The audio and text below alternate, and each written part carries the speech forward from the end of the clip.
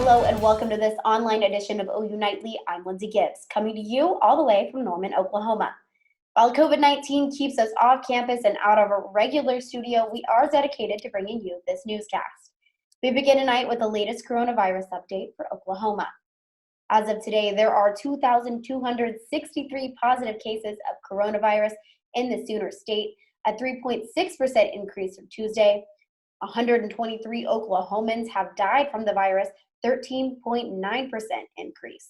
COVID-19 has caused the OU campus to close for the semester immediately after spring break, and students in the dorms are having to stagger their move-out days and times in order to make safe social distancing possible. OU Nightly's Brooke Mursky shows us how that's working and what's in store for the future.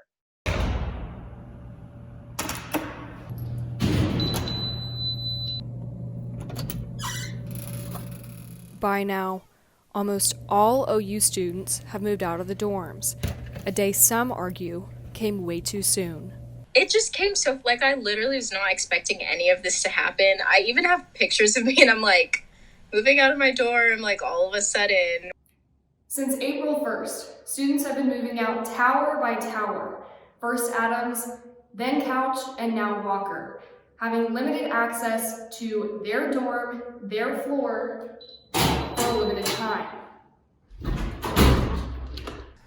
So I had about 2 hours to move out, and a lot of the people there that I saw were wearing masks and gloves, even though there weren't really a lot of people.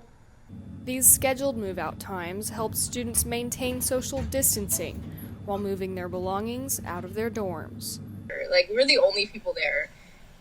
The university has yet to finalize any plans for student housing. A housing and food spokesperson told me OU plans to continue general cleaning on campus and sanitizing common areas. As of now, the university is lacking the usual hustle and bustle. Until students return to campus, these rooms will sit idle.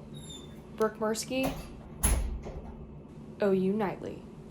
The last tentative move-out date for OU students living in the dorms is April 19th. Students can visit the OU housing portal to schedule a move-out time. And south of the Red River, Texas is reporting 15,492 cases of COVID-19 with 364 deaths. That's nearly a 6% increase in cases and a 14.5% increase in deaths from yesterday. Baylor University announced today that there will be $65 to $80 million in budget cuts for the fiscal year starting June 1st. A spokesperson for Baylor says as a private university, Baylor's top revenue source is tuition, and they are starting to see various surveys in students that are projecting a decline in enrollment for universities across the country this fall. In a statement, officials said the virus had slowed income and increased students' dependence on financial aid. Officials say it's too early to tell exactly what will be cut, but that it will cover the entire university. And the nation's food banks are seeing a 40 to 50% increase in the number of people needing help. At this food bank in Austin, cars are lined up in parking lots to receive food. Volunteers are taking orders and bringing out food to those in cars to maintain social distancing. Organizers say more donations are also needed at all the food banks. They expect the need to continue as long as so many Americans are out of work due to the COVID-19 crisis. While COVID-19 cases continue to climb in the U.S., some of the hardest hit areas are seeing a slowdown. In the United States, there are now 640,185 cases of COVID-19, according to WorldOmeters.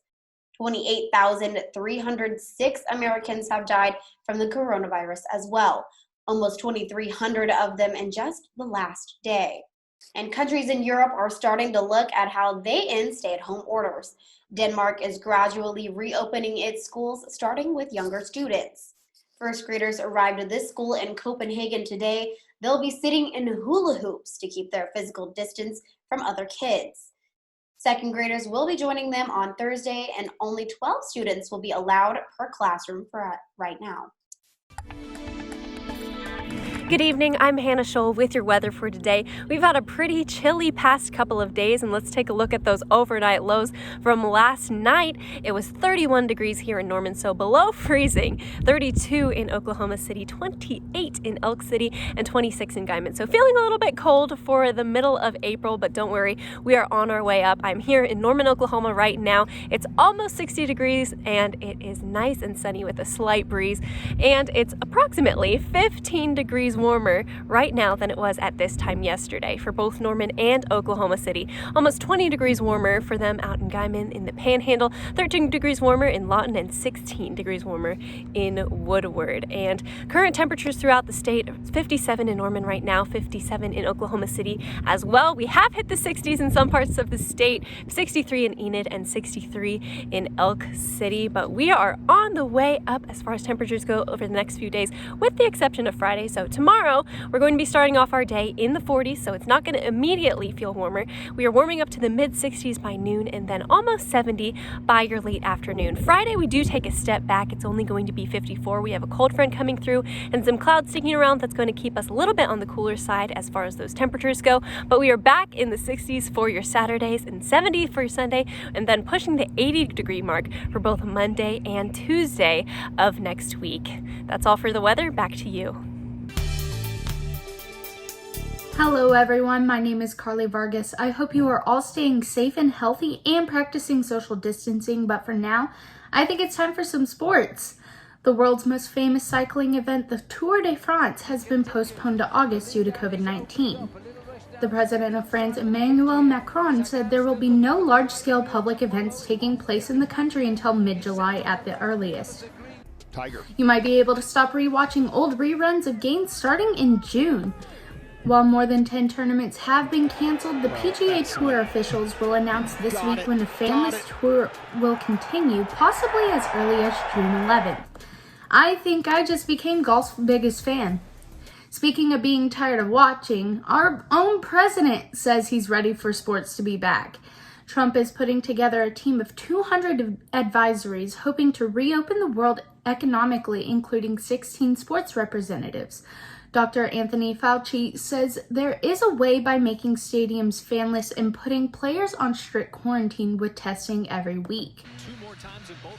And it has been a month since the historic NBA shutdown, and executives and medics are proposing a 25-day program once released to start playing again. This means there will be a 25-day stretch of getting players back up to speed before engaging in games again, with 11 days of personal training and 2 weeks of team camp. It is still uncertain how the rest of the season is going to be played out. Now for today in sports history, it could be quite possibly the most pivotal moment in American sports history.